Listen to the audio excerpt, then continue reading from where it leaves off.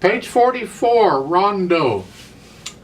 This is from a symphonic suite, number 1. I'd like to point out a few things here. I'm going to start with the right hand. You see all the eighth notes? 1 and 2 and 3 and 4 and. So 4 times. And it has a pickup beat, so we start on 4. 4 and 1. Here. Third finger puts you in this position. 4 and 1, rest. And all the eighth notes, 1 and 2 and 3 and 4 and 1. Just make them all even. And in the second line, watch the fingering. The first one's in 5, but then come up with the 3. Then 2 staccatos. 1 and 2 and 3. See the dotted rhythm? 1 and 2 and. 1 and 2 and 3 and 4 and. Third line, they're saying extend. What they mean is just reach out a little bit. Don't move the hand. Leave the hand where it is. Just with the little finger, reach out. And then once you've done that, collapse the hand because the next note's with 2. Sometimes you don't collapse the hand. It depends on what the music needs. In this case, yeah, we're changing hand positions, and this is how we're doing it. Here, then to here, and then to here. It's kind of neat. We're not staying here very long, but that's how you do it.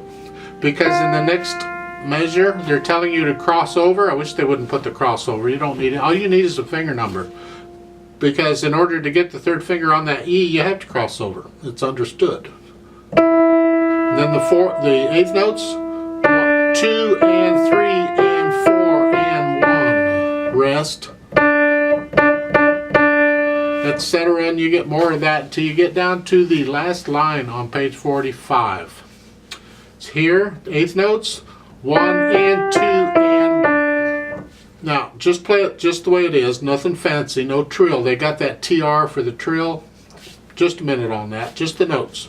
1 and 2 and 3 and 4 and 1. That's the notes. The trill is an ornament. Learn it first without the ornament. We'll just learn the notes, and then once you have that, then you can put in the trill. Now they're telling you 3 2 3 2. It's going to be a 4-note trill. You're going to start on the upper note. The main note given is the D, so we're trilling between that and the next note up in the scale, when the key is C major. So the next note up is an E. So we're going to trill on these 2 notes, and we're going to start with third finger tells us to start on the upper note. So that's the trill. So I still say do it in rhythm.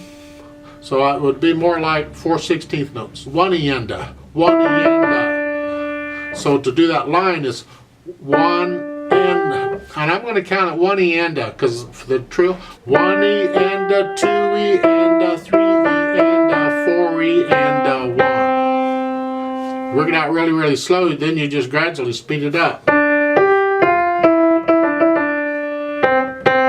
Now the trill doesn't have to be exactly rhythmically. You can feel it once you get going, and then you'll do it. Now a lot of times when you're coming down,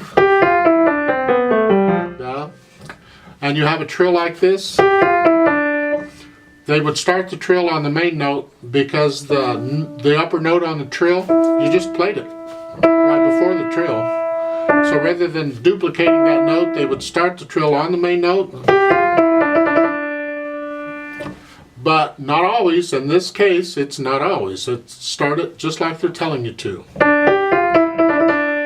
That's how I recommend it. Left hand.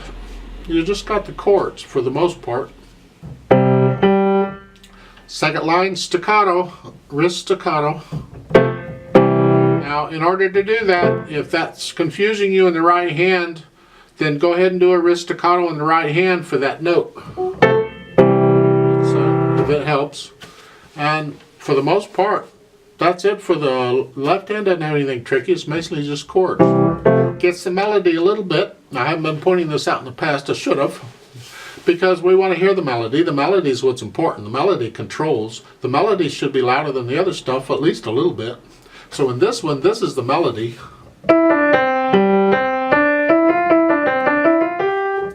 Well, if you look at the first full measure, the second beat is the left hand, that's melody. So that should be the same loudness as what the right hand's been doing.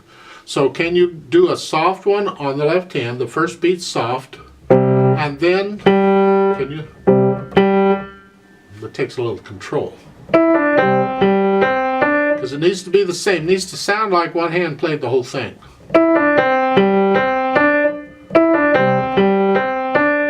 You get that other places too. Just be sure that melody comes out regardless of which hand is playing whatever.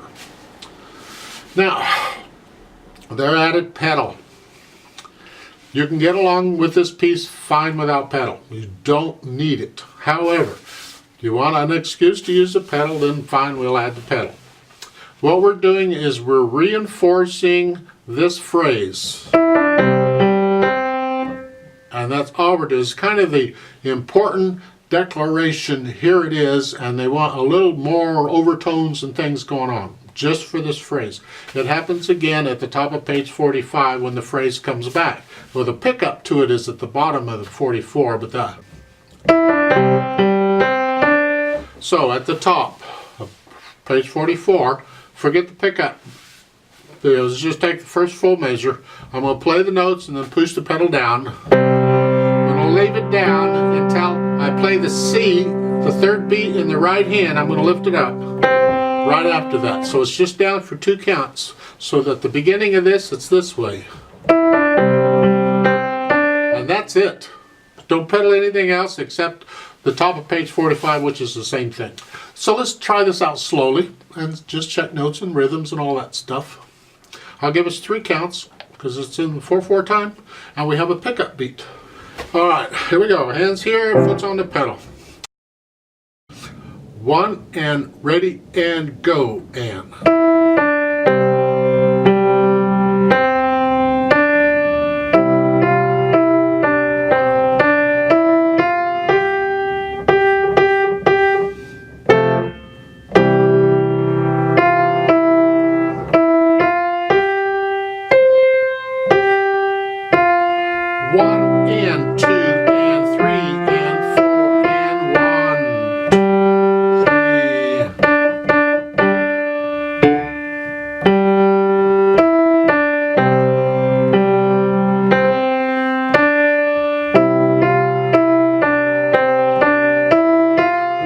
And 2 and 3 and 4 and 1 and 2 and 3 and 1, 2, 3, 4, 1, 2,